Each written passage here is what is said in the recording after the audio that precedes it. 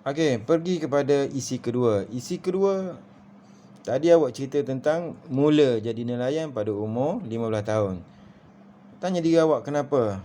Karangan kan sama juga. Guna tanda soal. Soal diri awak. Tadi 15 tahun, sekarang nak cari siapa? Tanya bagaimana, kenapa, bila, di mana, apa, yang mana sesuai. Tanya kenapa? Kenapa dia jadi nelayan? Biasanya orang jadi nelayan ni sama ada mewarisi ataupun desakan hidup. Desakan hidup.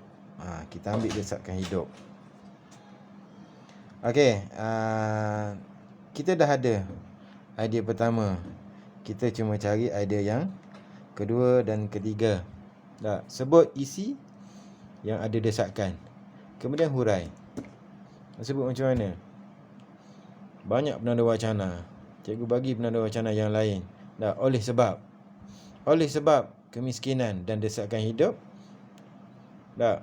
saya mengambil putusan untuk berhenti sekolah, contohnya. Ayat.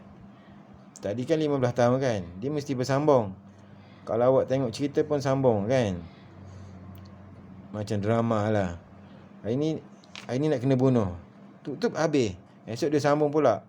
Rupa-rupa tak jadi kena bunuh. Sama juga karangan. 15 tahun. Jalan 3. Jadi desakan hidup, dia berhenti sekolah. Dia jadi nelayan. Cari idea. Itu idea cikgu bagi. Terpulang pada awak. Kalau ada idea sendiri, boleh buat. Ataupun nak guna pakai idea cikgu pun boleh. Desakan hidup yang dialami, saya mengambil keputusan untuk berhenti sekolah. Jadikan ia ayat yang betul. Cikgu bagi tahu secara ayat pasal je. Jadikan ia ayat gramatis. Okey, dah sebut isi, hurailah. Nak hurai apa? Jadi nelayan. Maksudnya apa? Sepenuh masa.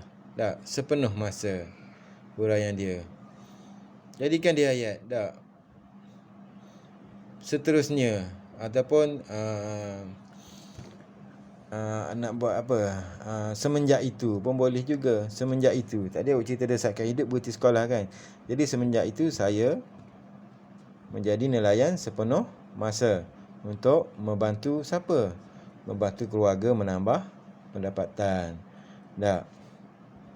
Lagi apa? Awak kira orang pandai lah. Dah sekolah kan, separuh sekolah, tiba-tiba sebab desakan. Jadi mesti ada cita-cita. Walaupun dia seorang nelayan, mesti dia ada cita-cita. Perjalanan hidup kan. Nak cerita perjalanan hidup, awak mesti cerita seorang yang berjaya. Kisah hidup nelayan yang berjaya. Ini peringkat permulaan. Dia belum berjaya lagi. Maksudnya apa? Bercita-cita. Tambah ayat yang ketiga. Dalam masa yang sama, awak bercita-cita nak mengubah nasib keluarga akan jadi lebih baik. Tadi tambah pendapatan. Sepenuh masa tambah pendapatan. Yang ni ubah nasib. Nasib siapa? Nasib keluarga. Sebut isi, hurai. 3 ayat cukup satu perenggan. Tak kisah. Janji ayat gramatis. Ayat gramatis macam mana? Rujuk balik video ulasan, membina ulasan. Cikgu dah terang. Penggunaan sepit. Kembangkan ayat awak. Kemudian pergi pada perenggan yang seterusnya. Perenggan yang keberapa ni?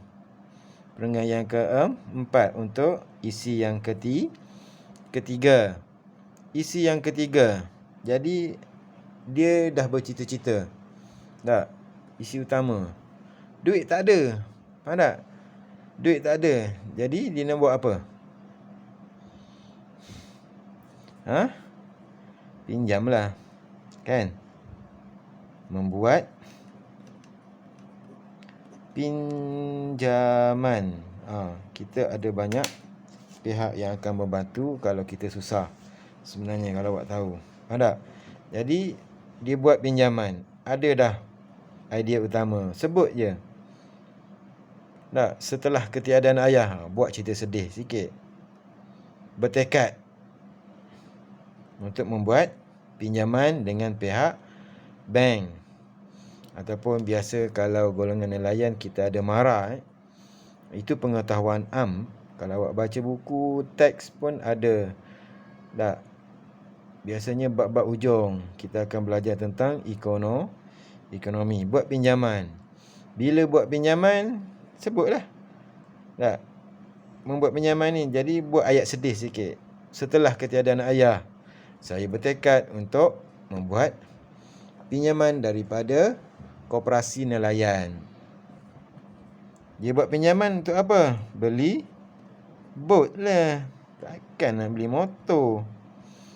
Faham tak? Jadi beli bot. Dah sebut isi beli bot. Ini adalah huraian. Saya dia buat apa?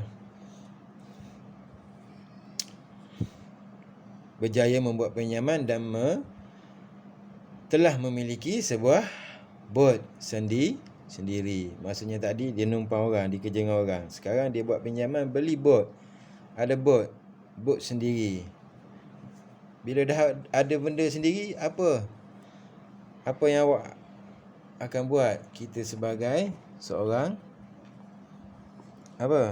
manusia sentiasalah bersyukur. Tak?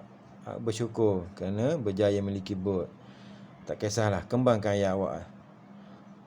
Jadi bila beli bot dapat pergi sendiri, apa akan berlaku?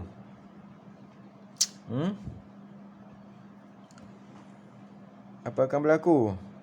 Tadi kerja dengan orang, dapat upah je. Sekarang jual sendiri. Tingkatkan hasil pendapatan. Jadi hurai. Sebut isi, hurai. Faham? Okey, buat dulu dalam buku karangan. Siapkan dulu yang tu. Kita sambung lepas ni.